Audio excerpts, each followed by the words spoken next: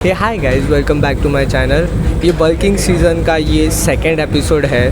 Last video में मैंने आपको कुछ मिस्टेक्स बताई थी जो आपको अवॉइड करनी चाहिए वाइल बल्किंग। ये पूरे वीडियो में मैं आपको मेरे बल्किंग टिप्स देने वाला हूँ, so stay till the and. My first tip is start with the lean state. अगर आप आपका बल्क एक लीन स्टेट से स्टार्ट करते हो तो जब आप आपके कटिंग पीरियड पे जाओगे तो आप ऑलरेडी कम बॉडी फैट परसेंट कैरी कर रहे हो, जो आपको लूज़ करने में भी ज़्यादा आसानी होगी। इसका मतलब आप वही फैट जल्दी श्रेड भी कर सकते हो। लीन स्टेट क्या होती है, इसका एक सीधा और सिंपल एग्जांपल अगर मैं देना चाहूँ तो मैं सिर्फ इतना ही कहूँगा कि अपने बॉडी को एक पर्टिकुलर बॉडी फैट परसेंट पे रखो और उसको बहुत टाइम तक मेंटेन रखो।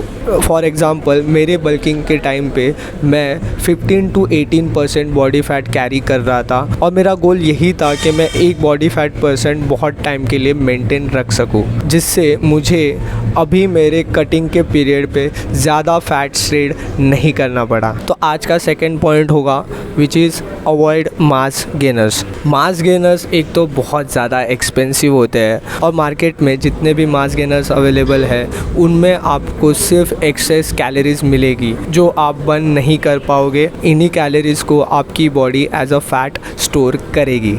Using mass gainer can lead to unhealthy weight gain and also excess calories होने के वजह से आपको डाइजेस्टिव इश्यूज भी हो सकते हैं। मास गेनर जैसी चीज़ अवॉइड करने के लिए आप आपके डाइट में होल ग्रेन फूड ऐड कर सकते हो। आप आपके डाइट में आइसोलेट प्रोटीन भी ऐड कर सकते हो एज अ सप्लीमेंट। कोई भी मास गेनर में आपको एक्सेस कार्ब्स ही मिलेंगे, जो मुझे पर्सनली ऐसा लगता है कि आप आपके फूड थ्रू भी ले सकते हो। आपको मास गेनर के रिज़ल्ट्स बहुत जल्दी दिखेंगे, बट ये रिज़ल्ट्स लॉन्ग टर्म के लिए अच्छे नहीं होते। आप मसल से ज़्यादा फ़ैट गेन करोगे और कटिंग के टाइम पे यही फ़ैट कट करने में आपको बहुत इश्यूज आएंगे।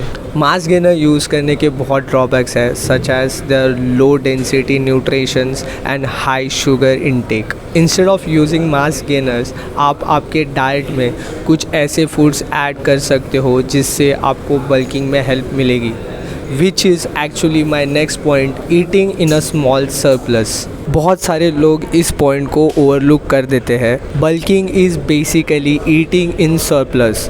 जितना आपकी बॉडी बर्न कर रही है आपको उससे ज़्यादा कैलोरी इनटेक रखना है। Is as simple as that. बहुत सारे लोग अपने बल्किंग के टाइम पे एक बहुत बड़े सरप्लस पे खाते हैं, जो मुझे एक गलती लगती है। अगर आपका सरप्लस बहुत ज़्यादा बड़ा होगा तो वही एक्स्ट्रा कैलोरीज आपके बॉडी में एज अ फैट स्टोर होंगे। एक छोटे से सरप्लस में खाने की वजह से आपका जो वेट होगा वो प्रोग्रेसिवली बढ़ेगा और इस पूरे प्रोसेस में आपका फ़ैट गेन भी बहुत कम होगा। जितना आप कम फ़ैट गेन करोगे उतना ही आपको कटिंग के टाइम पे इसकी हेल्प होगी। इसीलिए कम से कम फ़ैट गेन करना ये हमारे बल्क का सबसे इम्पॉर्टेंट पार्ट होना चाहिए। मैं पर्सनली आपको सजेस्ट करूँगा कि आपके मेंटेनेंस कैलोरीज से 200 या 300 कैलोरीज़ का ही सरप्लस आप रखें। फॉर एग्ज़ाम्पल अगर मेरे मेंटेनेंस कैलोरीज़ 2000 है तो मैं दिन में 2300 कैलोरीज़ कंज्यूम करूँगा और ये जो 300 एक्स्ट्रा कैलोरीज़ हैं इन कैलोरीज़ को मैं कार्ब्स और प्रोटीन से भर दूँगा। My next point is be consistent. फ़र्क नहीं पड़ता आप बल्क कर रहे हो कट कर रहे हो, consistency is always the key.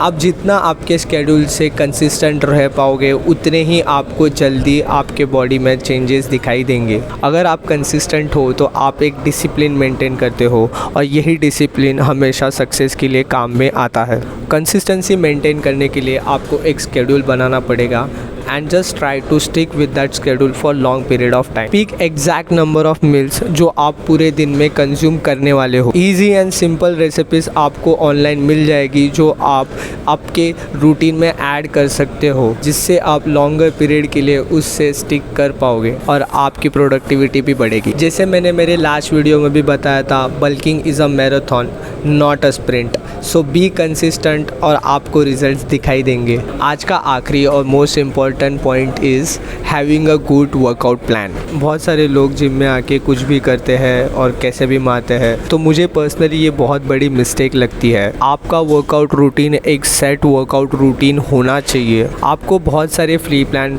वैसे ही यूट्यूब पे, गूगल पे मिल जाएंगे।